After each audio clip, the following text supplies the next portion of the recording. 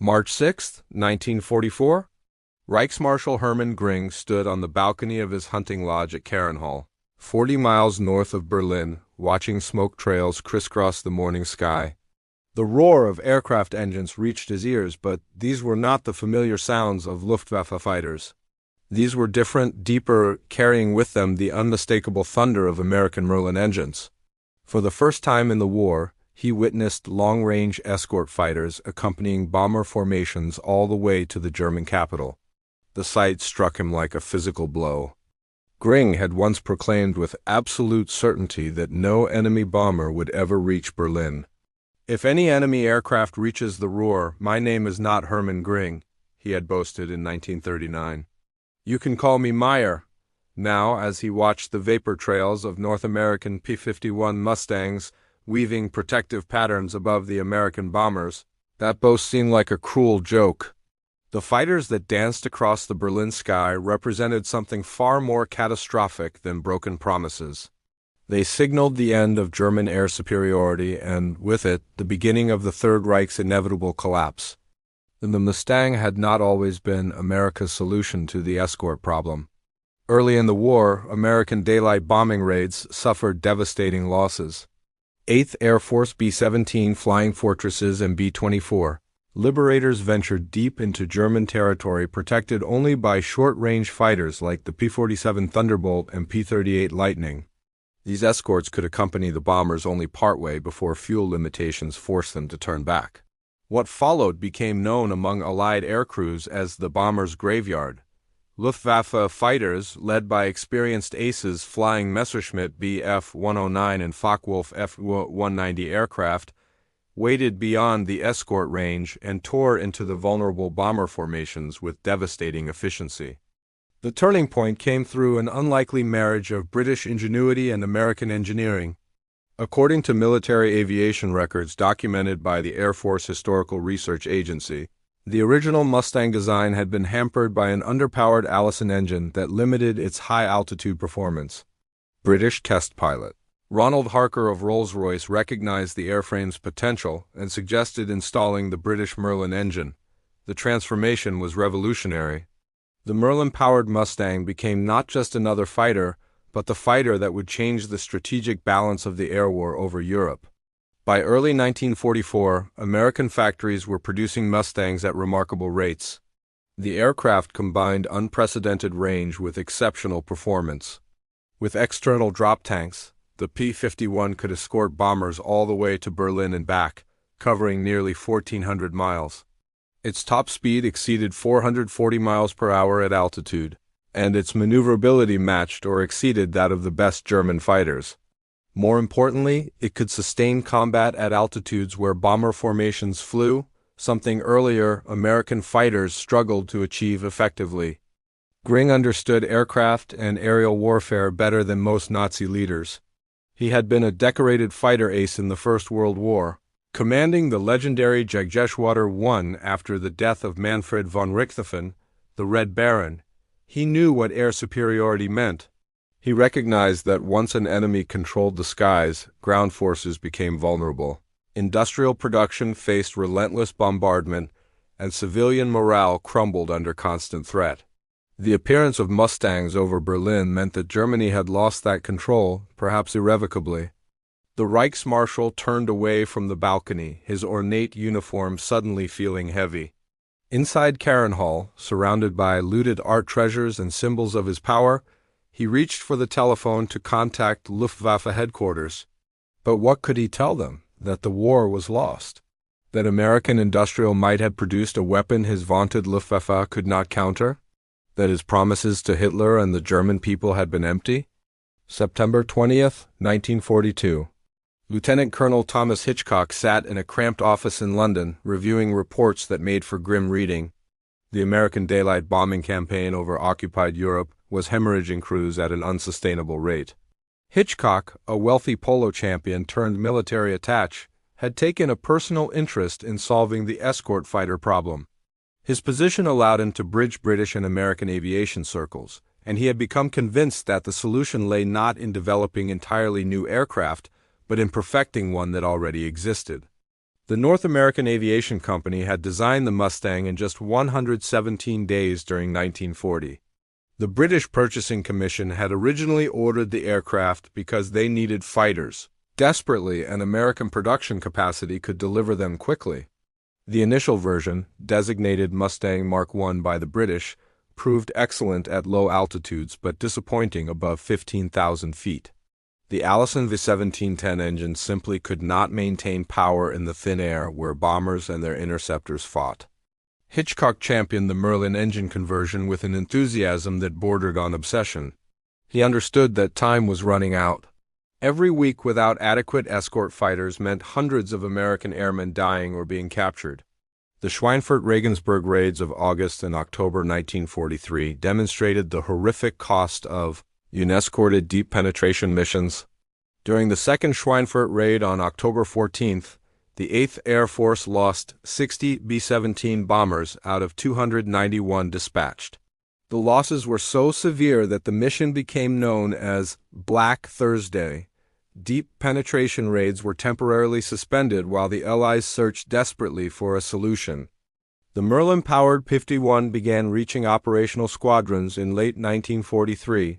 The 9th Air Force received them first for tactical operations, but the 8th Air Force quickly recognized their strategic potential. By December 1943, the first Mustang groups began flying long-range escort missions. The results were immediately apparent. German fighters, accustomed to attacking bombers after their escorts turned back, suddenly found themselves engaged by fresh American fighters with fuel to burn and altitude to spare. Major General James Doolittle took command of the 8th Air Force in January 1944 and immediately implemented aggressive new tactics. Rather than keeping fighters tied closely to bomber formations, Doolittle unleashed them to hunt German fighters wherever they could be found. The Mustang's range meant American pilots could chase Luftwaffe aircraft all the way back to their bases, shooting them down during takeoff and landing when they were most vulnerable. This shift from defensive escort to offensive fighter sweeps put the Luftwaffe in an impossible position. Luftwaffe fighter pilot Heinz Nock later wrote in his memoir about the shock of encountering Mustangs over Berlin. We could hardly believe our eyes when we saw single-engine enemy fighters over the capital.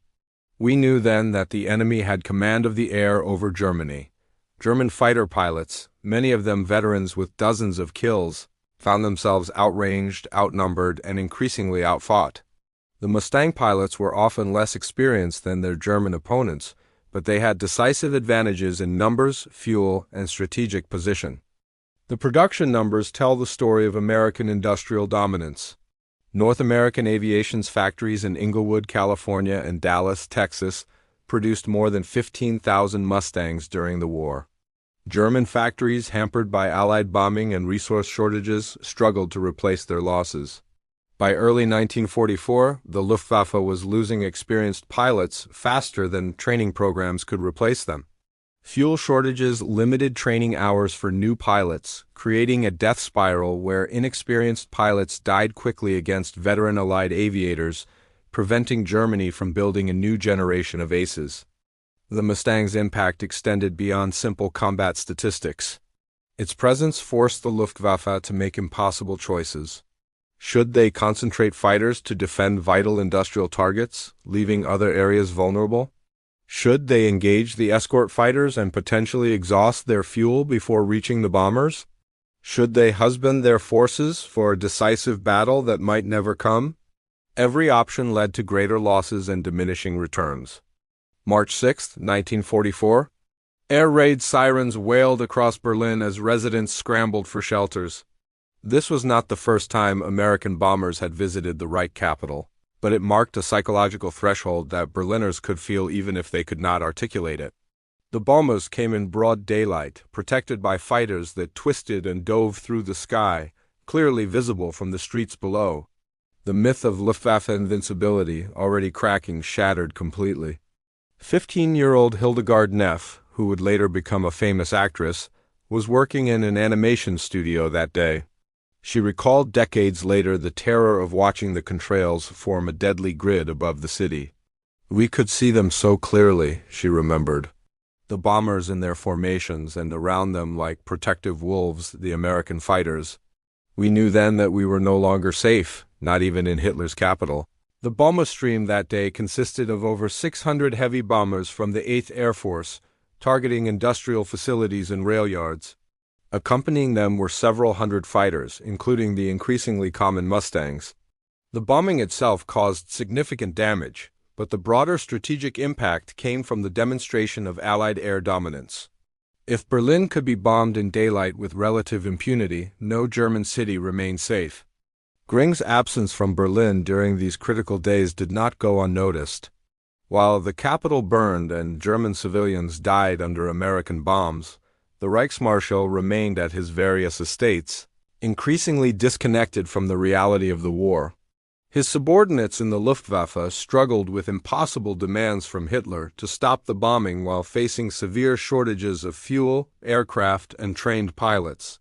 The gap between Nazi propaganda and military reality had become unbridgeable. Luftwaffe General Adolf Galland, one of Germany's most successful fighter aces and a skilled military commander, repeatedly tried to convince Göring and Hitler of the desperate situation. Galland advocated for concentrating fighter production, improving pilot training, and developing new tactics to counter the Allied onslaught. His proposals were often ignored or overruled by Hitler's interference and Göring's denial. Galland later wrote that trying to defend Germany's skies in 1944 felt like fighting with one hand tied behind our backs while our leaders pretended we were winning. The technical specifications of the P-51D model, which became the dominant variant, reveal why it proved so effective.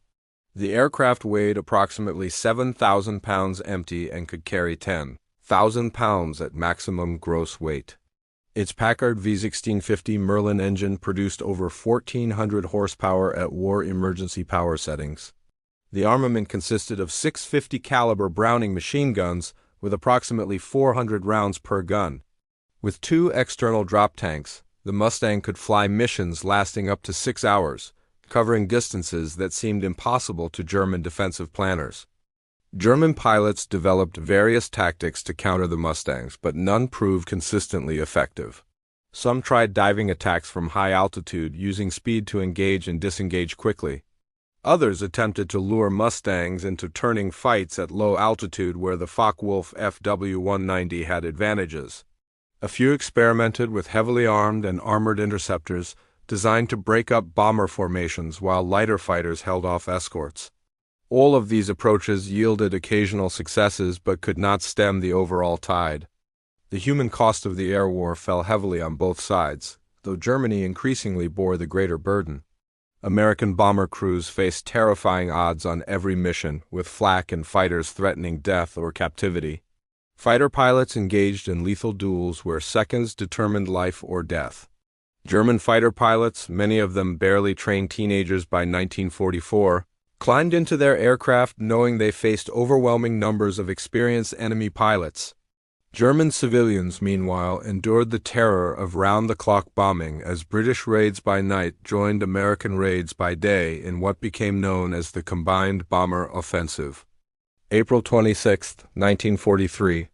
More than a year before Mustangs appeared over Berlin, Hermann Göring had stood before Hitler at the Berghof, the Führer's mountain retreat, and made promises he could not keep.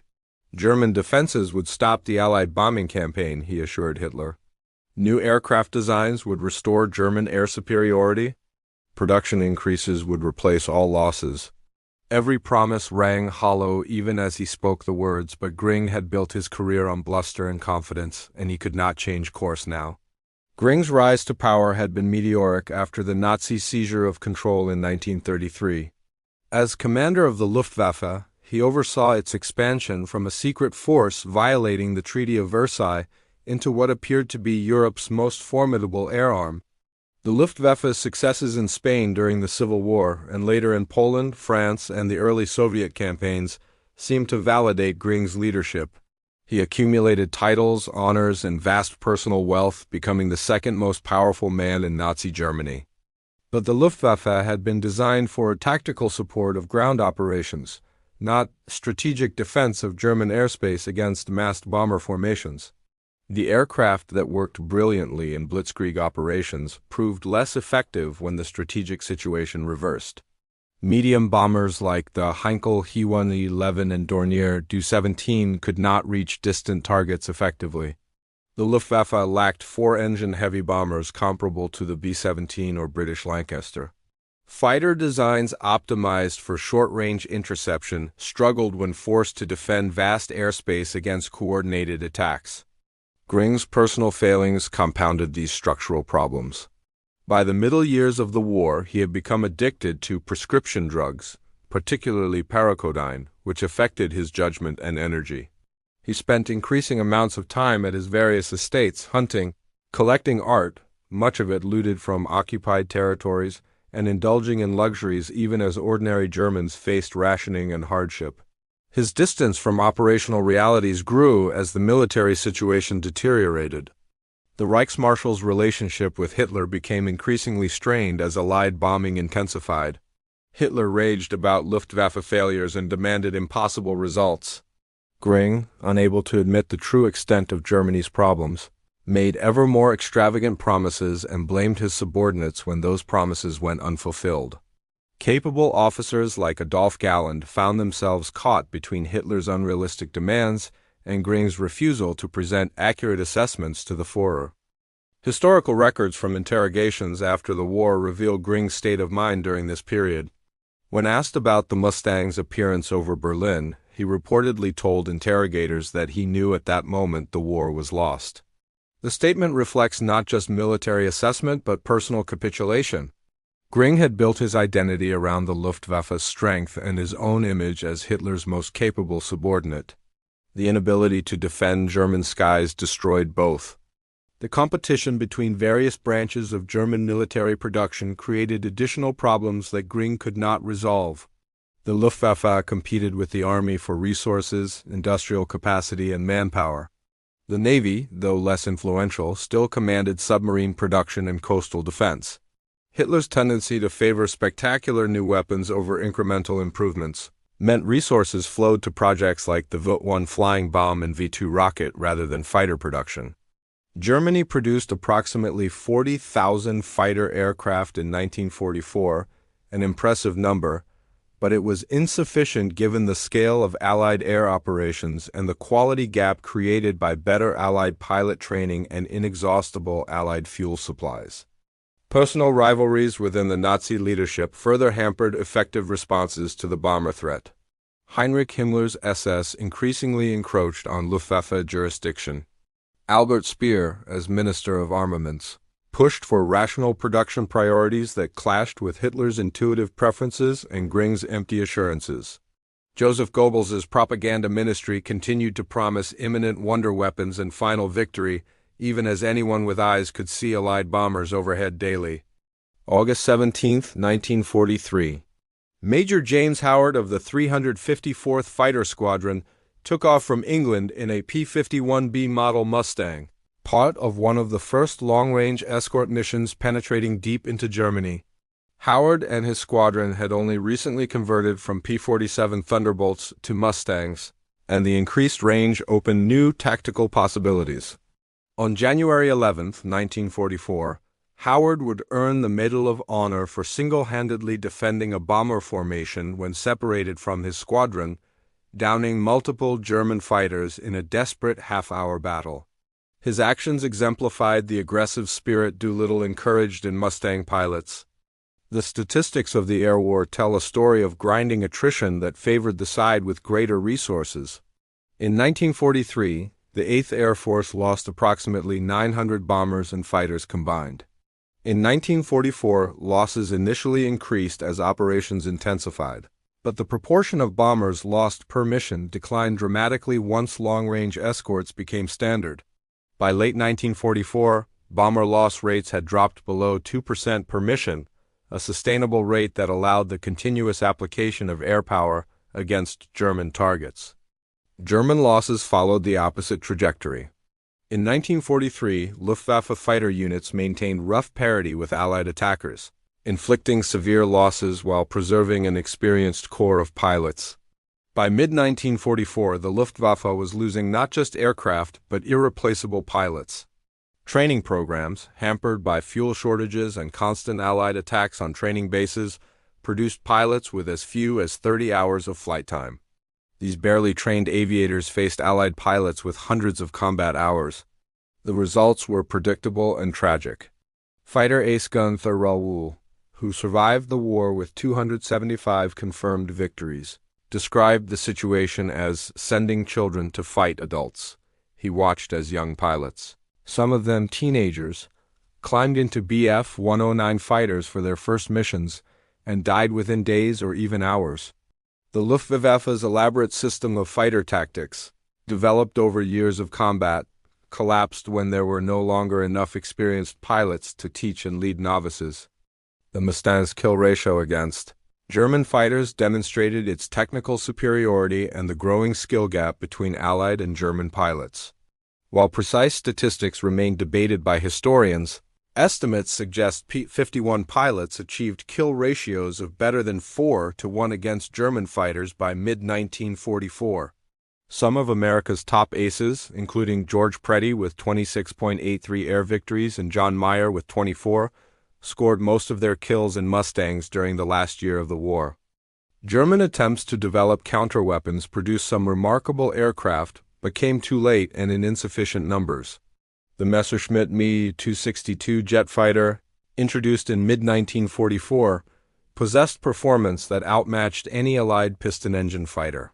With a top speed exceeding 540 miles per hour, the Me-262 could theoretically attack bomber formations, destroy several bombers, and escape before escorts could intervene. In practice, reliability problems, fuel shortages, pilot inexperience with jet operations, and devastating Allied attacks on the jets during takeoff and landing prevented the aircraft from changing the strategic situation. The Focke-Wulf Ta-152, an improved development of the FW-190, offered performance comparable to the Mustang at high altitude. The Dornier Du 335, a twin-engine heavy fighter, carried devastating armament designed to destroy bombers with minimal exposure to defensive fire. None of these aircraft reached service in sufficient numbers. Germany's industrial capacity, constantly degraded by bombing, could not produce the quantities needed while simultaneously replacing losses, maintaining existing units, and supporting ground forces. Personal accounts from both sides reveal the human dimension behind the statistics.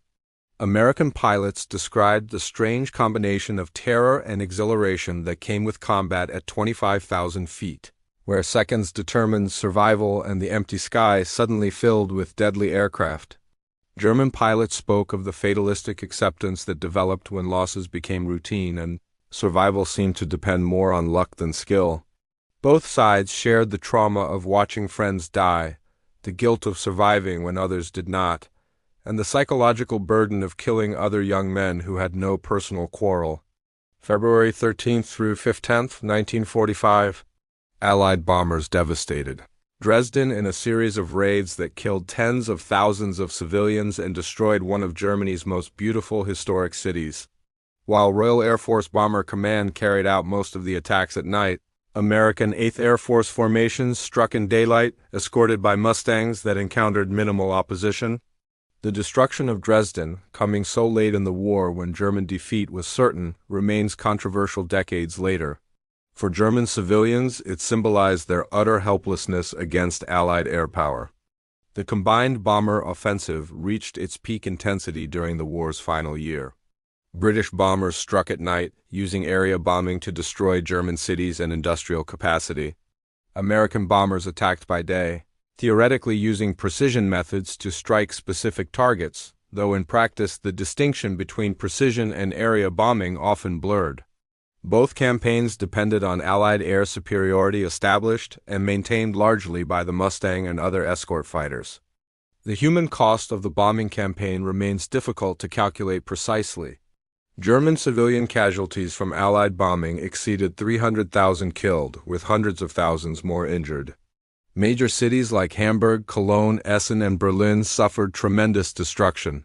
Historic city centers, some dating back to medieval times, disappeared in firestorms. Industrial facilities, rail yards, and oil refineries sustained damage that crippled German war production during the critical final year of fighting. The effectiveness of strategic bombing remains debated by historians and military analysts. Some argue that bombing diverted German resources to defense that might otherwise have strengthened the eastern or western fronts. Others contend that German industrial production actually increased in 1944 despite the bombing, suggesting the campaign failed to achieve its primary objectives. Most historians now recognize that the bomber offensive's greatest contribution came through the destruction of the Luftwaffe itself, particularly during the great air battles of early to mid-1944. By late 1944, German fighter units faced an impossible situation. Allied bombers and fighters attacked in such numbers that effective defense required concentrating forces, but concentration left other areas vulnerable. Dispersing forces prevented decisive action anywhere.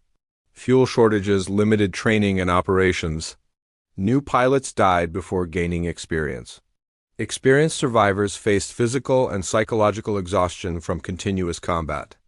Aircraft maintenance suffered as skilled technicians were conscripted into infantry units to face Soviet advances in the east. German civilians watching Mustangs overhead knew the war was lost long before their leaders admitted defeat. The contrails visible from Berlin, Hamburg, Munich, and dozens of other cities told a story that Nazi propaganda could not spin away. If the Luftwaffe could not defend German airspace, it could not win the war. If Allied bombers could strike targets throughout Germany with relative impunity, German industry would continue degrading until nothing remained. If American fighters could escort bombers anywhere they needed to go, no German target was safe. The psychological impact of constant bombing extended beyond immediate casualties and destruction. Air raid sirens disrupted daily life, interfered with industrial production, and wore down civilian morale. The sight of burning cities on the horizon, the thunder of bombs in the distance, and the ever-present possibility of sudden death from the sky created a climate of fear and despair. Even areas that escaped direct bombing felt the effects through overcrowding from evacuees, interrupted communications, and the general breakdown of civil order. Göring's rare public appearances during this period struck many observers as surreal. While cities burned and civilians died, the Reichsmarschall appeared in elaborate uniforms, his corpulent frame adorned with medals and decorations that now seemed like mockery. His statements about imminent German victory and miraculous new weapons convinced no one except perhaps himself. The gap between his rhetoric and observable reality destroyed whatever credibility he retained. May 8, 1945. Germany surrendered unconditionally, ending the European War. In the months following, Allied investigators examined the wreckage of the Luftwaffe and interviewed surviving German leaders, including Hermann Göring, who had been captured by American forces. The interrogations revealed the extent to which the loss of air superiority had contributed to Germany's defeat. Göring, stripped of his uniforms and decorations, admitted what he had known since that March day in 1944 when he first saw Mustangs over Berlin. "When I saw American fighters over Berlin, I knew the jig was up," Göring told his interrogators, according to documented statements. The admission came easier in defeat than it would have during the war, but it reflected a truth that any honest military assessment confirmed. Germany could not win a war in which it did not control its own airspace. The Mustang, more than any other single weapon, had established Allied air dominance over Europe.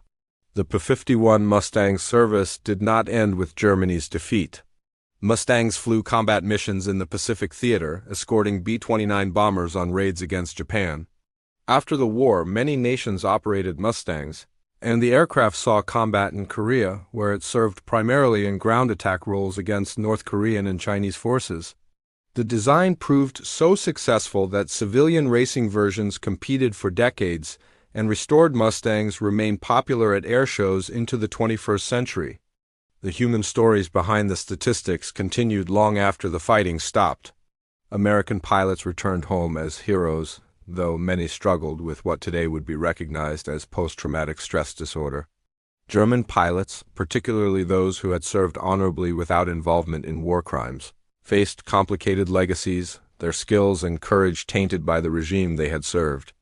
Civilians on both sides carried memories of the air war that shaped their perspectives for the rest of their lives.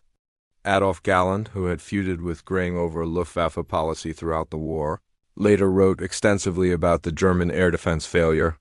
He argued that earlier concentration on fighter production, better pilot training programs, and more rational deployment of resources might have prolonged the war but could not ultimately have changed the outcome. American industrial capacity simply overwhelmed German production. Allied access to petroleum reserves ensured fuel for training and operations while Germany scraped by on synthetic fuels. The mathematical realities of resources and production capacity mattered more than individual courage or tactical innovation. Technical analysis after the war confirmed the Mustangs' remarkable qualities. Aviation engineers studied captured German fighters and compared them with Allied aircraft.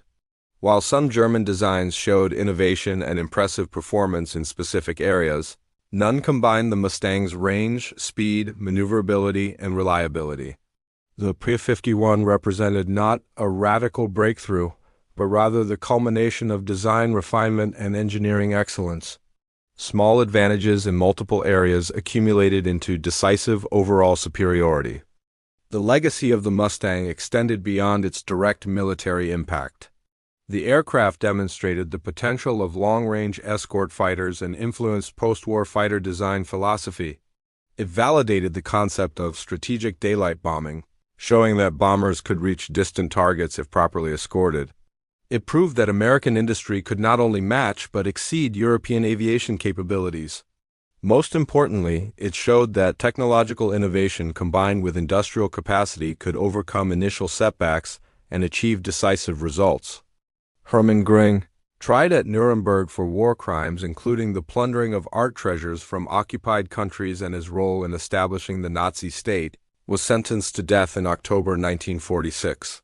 He committed suicide by ingesting cyanide the night before his scheduled execution, denying the Allies their final justice. His death came just over 2 years after he had watched those Mustang contrails over Berlin and understood that everything he had built was collapsing. The sight of American fighters over Berlin in March 1944 marked a decisive moment in the Second World War. It signified the shift in air superiority that made Allied victory inevitable. It demonstrated the failure of Nazi military strategy and the effectiveness of Allied industrial mobilization.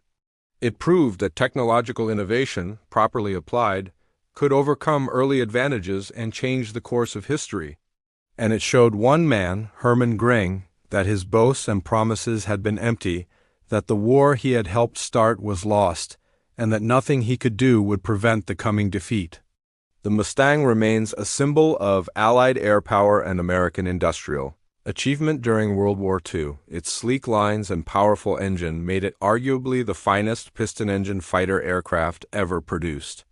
But beyond its technical merits, the P-51 represented something more fundamental: the victory of democratic industrial societies over totalitarian military states.